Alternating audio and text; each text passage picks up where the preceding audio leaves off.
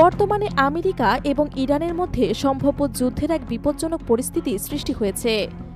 বিশেষ করে ইরান যদি আক্রমণ করে তাহলে কি মধ্যপ্রাচ্যের আমেরিকার সামরিক ঘাঁটিগুলো ধ্বংস হয়ে যাবে?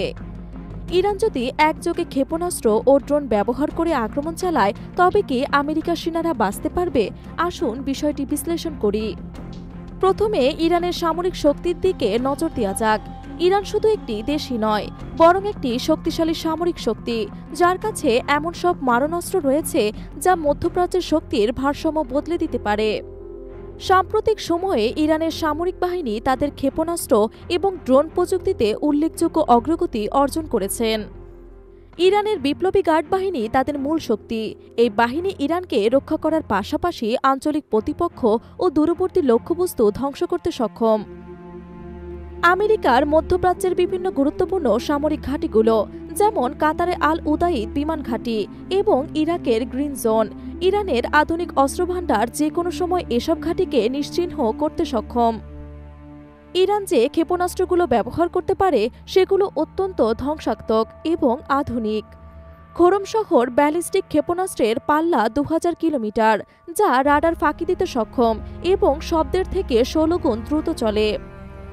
এছাড়া ফাতে 110 এবং ফাসে 313 ক্ষেপণাস্ত্রের পাল্লা 300 থেকে 500 কিলোমিটার এবং শায়েদ 136 ড্রোন আত্মঘাতী হামলা করতে সক্ষম।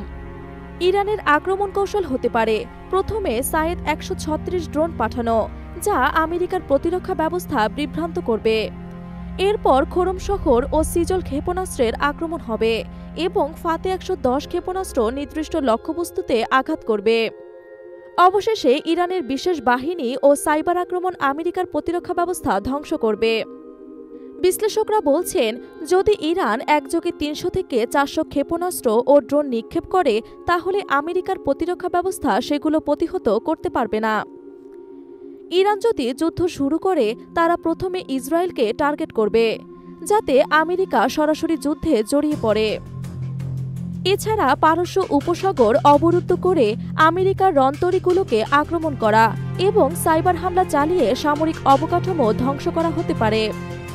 যদি যুদ্ধ শুরু হয় তাহলে আমেরিকা এবং ইরান উভয় জানে যে আধুনিক যুদ্ধে কোনো পক্ষই বিজয় হতে পারে না, তবে যুদ্ধের পরিণতি ভয়াবহ হতে পারে এবং মধ্যপ্রাচ্যের পরিস্থিতি একেবারে পরিবর্তিত হতে পারে।